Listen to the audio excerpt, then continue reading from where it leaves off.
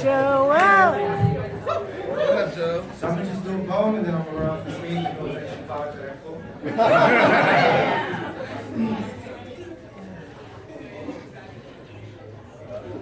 We were liars. Even when we gave it all to God, we kept a secret or two. We learned not to talk about the things we lost. Or how far away heaven was. My sister went to the hospital pregnant and returned with no baby. She called me. She told me to get rid of all of the sonograms. Her daughter went from dead to didn't happen. We were liars. My mother could make I love you sound like, boy, go get that belt. She could make an entire meal out of salt water and eviction letters. She could iron another woman out of her husband's shirt. She taught us that forgiveness is a good place to hide a scream. We were children. We learned to play next door while our house was bleeding. My mother was screaming loud enough to wrinkle the wedding photos. Love was the longest true or false question ever, and divorce was never a conversation we were in the right room to have. We were liars.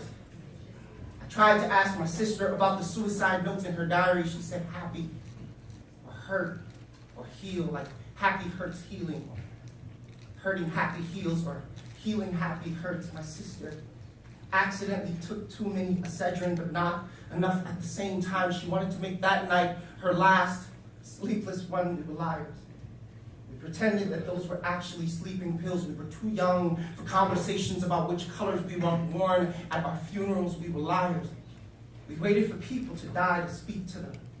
My father put his wedding vows on a one-way flight, and his plane may as well have been a casket, because we learned to bury all of the things that leave us. Loving him with our backs turned, we lied. Till we were old enough to drink, we drink. Until it's funny enough to cry, we cry. Until it's sad enough to forget that babies who are born crying leave their mothers breathless. But babies who are born breathless leave their mothers crying. My sister never talks about her daughter. I am afraid that she will whisper her name into the ear of an oncoming train. I know now that prayer is a teardrop in a smoke-filled room. That babies die. That life is short no matter how much your eyes water it, because I've prayed and the heavens have erupted in laughter. I've called on God.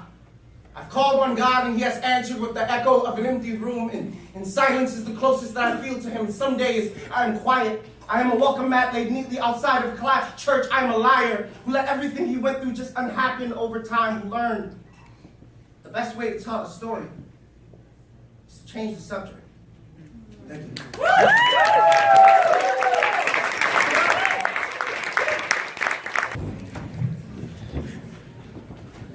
What's cracking like that? Hey. It's Christmas. Hey y'all, my name is Noel Quiniones. I was on the 2016 Bowery slam team. I'm gonna do a song. No, I'm doing a poem. I'm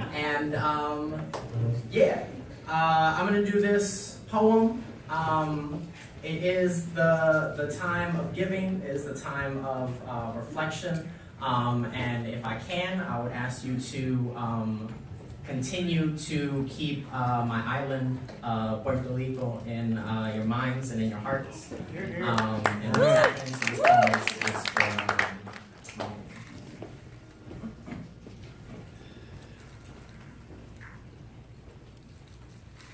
the scientists say the closest living ethnicity to the perfect human being is Puerto Rican. Fue.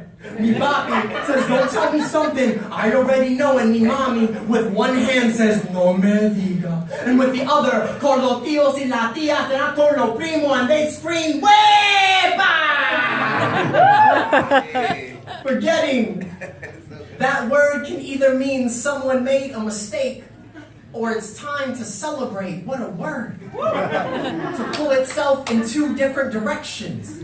A branch to the sky and a root to the earth. Aren't we always trying to bridge impossible history? And everyone wonders why Puerto Ricans never let you forget that they're Puerto Rican. You ever feel the tombstones break open in your stomach and your ancestors' words climb out as if you've been digesting 206 bones for centuries? But I don't say that.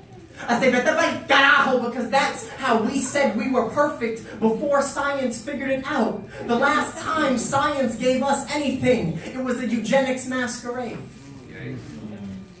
A celebration of mistakes.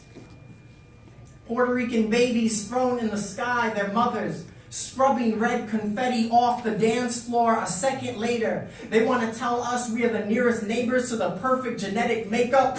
Wepa, for the word that taught my people to celebrate in the darkest roots of mistakes. Wepa, for every time a stranger asks, no, where are you really from? Say colonization made a mistake, but Obapi, you can celebrate all of this anyway. Wepa, for the African diaspora, for the Afro-Latino, for the Black Boricua, for my classrooms in South Africa were purposefully shattered Bibles. The way the words Latino and colored were just crosswords to hang a stranger's God upon. And I don't want whatever resurrected that day, this day. My God exists for when strangers say, isn't Ancestry.com enough? No. We have family trees, plural. Say the ceiba tree and the poplar tree are two lovers who lost each other across the ocean for so long. Strangers had to tell them what became of their children, and everyone wonders why our feet speak spiritual, that Espiritu Santo, all chained throat for the day we left El Campo. My father calls it Puerto Rico's progress, chapped lips for the colonizer savior complex, salivating over boats, Bibles, and goddamn science. The reason I carry my ancestors' tombstones in my belly, and let each bone fly like a campesino's machete. Every poem of Puerto Rico is false tongue confetti, a failed God metaphor to make your Jesus' heart feel heavy. How I must perform my heaven while yours is perfect with no science to prove it. And you ever feel strangers break you open and tell you the inside is perfection, but the outside is no God at all? But I don't say that.